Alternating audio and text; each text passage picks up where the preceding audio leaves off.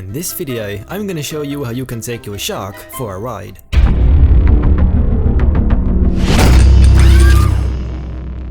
Since 47 Meters Down Uncaged is in theaters now. Alright, so while editing this video I discovered that this movie came out like 1 month ago in the United States, even though in my country it's in theaters now, so that kinda destroys the whole point of this video, but I decided to upload it anyway, bye. I thought let's do something connected to this theme, and with my incredibly creative mind I came up with this idea: how to ride a shark. Okay, so for this exceptionally great idea, we first need an image we're gonna use as our base. After surfing on the World Wide Web for a while, I found this beautiful image and decided this little cutie was gonna be my pet for this episode. Accordingly to this image and lighting conditions, we're gonna take a picture and we're gonna do it as accurate as possible, aka let's find our swimwear, diving gear and suit up.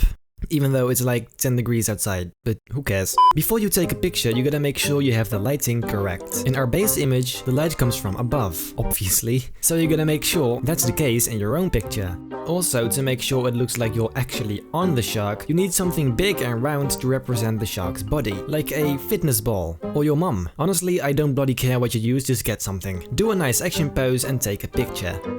This is probably gonna get me bullied in school. But who cares? Drop yourself in the ocean and mask yourself out with whatever tool you desire to use. After doing that, convert that layer into a smart object, because we are gonna add another layer mask after. I don't know how big this shark is. I don't care, I'm not a scientist, so I'm just gonna make myself this size. Position yourself to the right spot and make sure not to lean back too much, because before you know it, you're gonna have that upper fin sticking up your Now add a new layer mask and try to remove the stuff that should be behind the shark. I myself didn't get the angle perfectly right, so I'm gonna separate my hand from the rest of my body and rotate and transform it slightly to match the shark's shape. And that's it, we're done. No, just kidding, we're not. Make sure to convert yourself into a smart object and add your first adjustment layer, exposure. Clip it to the subject and bring down exposure a bit. The highlights with the right brightness though, so make sure this one only affects the shadows. You can do this by using blend if to remove it from the highlights. Now let's add color balance. I'm starting with midtones. Try and match it with the overall blue tone of the image. The highlights of the shark are actually a bit yellow, so in highlights, drag the bottom slider to the right. The shadows, however, need more blue.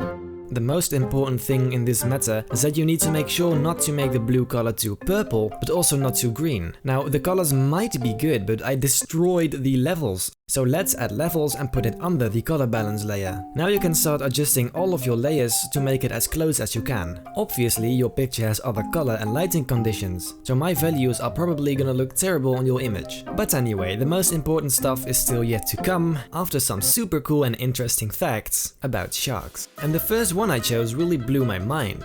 Sharks apparently don't have bones. Before you're gonna start firing stuff at me like, but then what's this? Well, they do have a skeleton, but they don't qualify as bones because they are cartilage, which is the same stuff that's in the tip of your nose.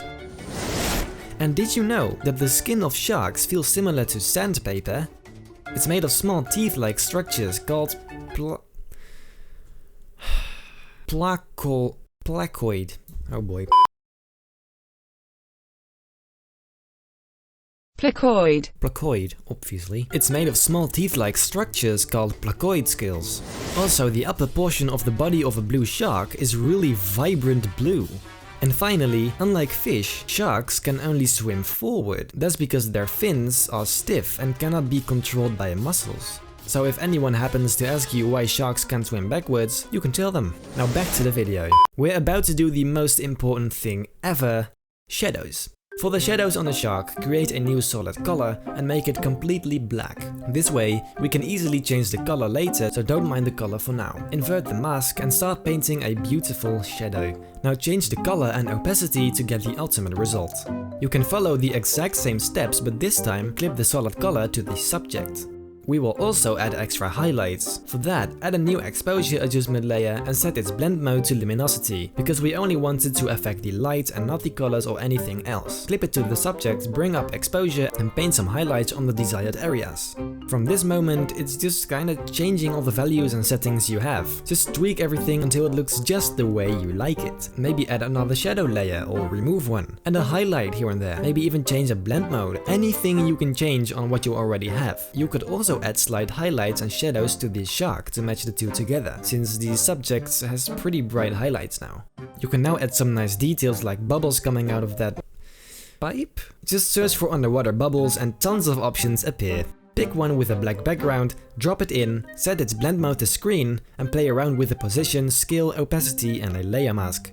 When you have everything in place, it's time for a camera raw filter. Group everything, duplicate that group, merge one of the two, and convert it into a smart object.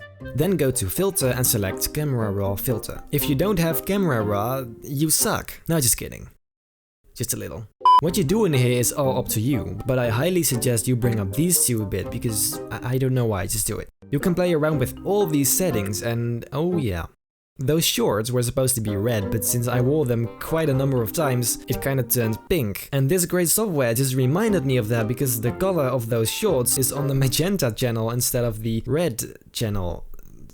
So yeah, well at least I can now bring it back to red though. When you're finished you can hit OK and boom, you're riding a bloody shark. You also might want to crop it because it's a little weird looking composition right now, but of course this is not where you would have to stop. You can go freaking wild with this, add some sharks, some submarines, or sharks and submarines, I don't bloody care, you get my point, you can go anywhere from this point.